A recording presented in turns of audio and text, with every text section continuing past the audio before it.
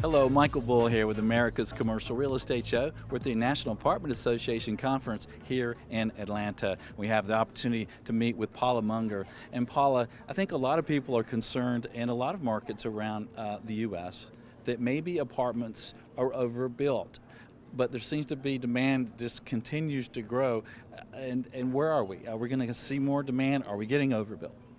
Not at all. I think there's certain markets and certain segments, like the luxury sector, where we're starting to see some overbuilding.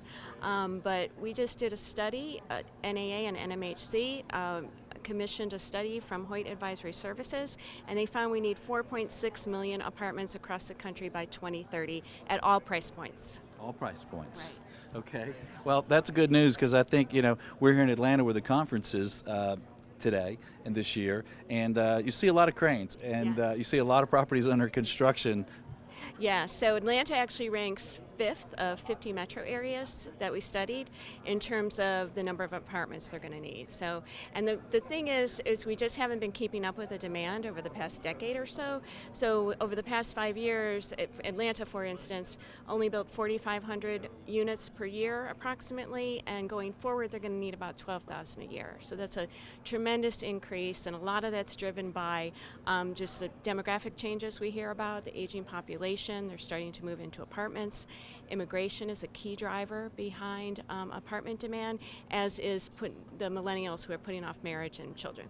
Okay. And what do you say to viewers and listeners who are maybe concerned about affordability? A lot of these new apartments, the rents are pretty high when you talk about the land costs and construction costs today.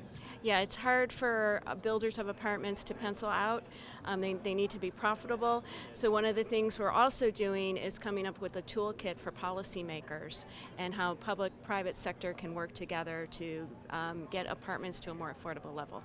Okay, and if a listener is in the government side or they're a developer, how can they get some more information from you guys? They could go to weareapartments.org. That's where we have all of our research that we just released, and also NAAHQ.org, and find information about this research. Okay, and any other things you would tell to people who own apartments, they manage apartments now, that maybe they're in a market or a building that's a little older, maybe they'd like to see a little more demand. Any tips for them? Yeah, well, we found that 51% of apartments across the country were built before 1980. Now, some of those have been renovated, but for the ones who aren't, it's very simple fixes that an owner can do, like adding a washer dryer to a unit, those kinds of things. So even if you're not doing the super high-end amenities, common space, so bringing people together. A lot of the residents just want that sense of community, and you could do that, and it does not cost a lot of money. Yeah, and when it comes down to it, it's still a service business too. So you also have to have the right people on the front lines, right? Right, exactly, and that's key. And just getting for residents to be able to tell you what their issues are and respond to those in real time that's becoming a more popular amenity. Just doing all that online. Yeah, and one of the things I've seen in some of the older buildings and older properties that maybe the management is not as sophisticated, and it's the leasing process, right? It's when somebody goes to the site, they go to the property, what's that process like? What is there a good model unit? How well are they treated? And how does the property look? Sometimes I see that maybe it's almost a little difficult for people to rent in an apartment, and that can hurt your occupancy as well, right? Right, exactly. And one of the things I heard from one of our executives here today is if that prospective resident comes in and they don't have a good Wi-Fi connection, forget it. Right. So, yeah, you just have to keep all of these things in mind. It's so competitive out there, even with older properties. So just do what you can to distinguish yourself. Yeah, that makes sense. And also in commercial buildings, we sell office buildings and things, and we find that some people lose their cell service in certain areas, and you're having to really power that now so that people's cell phone works all the time. So I'm sure the apartment, you have most part have a little bit younger clientele. They've got to have that Wi-Fi. They've got to have that Right, connection. right. That's really important. We did amenities research recently where we looked at how much extra money tenants are willing to pay for certain amenities, and certainly Wi-Fi, being wired, was a big part of that. Yeah. How much are pets a concern today? It seems like maybe some of the younger crowd is not attached to their pets, or are they still? Is that a big deal? Do you really have to allow pets? Yes, yeah. Yeah.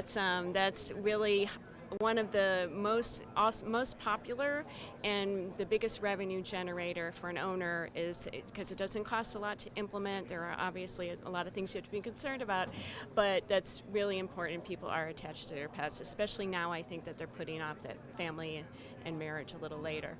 What's the age demographic of the tenants today? It seems like maybe that demographic is getting a little older than it used to be. Yeah, I mean, within the past 10 years, the highest growth in demographics is the baby boomers, over 50. That doesn't mean that they're making up the largest amount of renters. It's still the younger set. That's a big component of renters.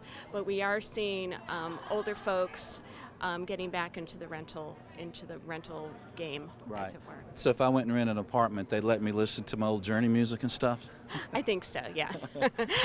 All generations are enjoying it. There's multi-generational living now, so the baby boomers want the millennials around, millennials want the baby boomers around. So. All right, good information, Paula. Thanks for joining us. Sure, thank you. Michael Bull with America's Commercial Real Estate Show.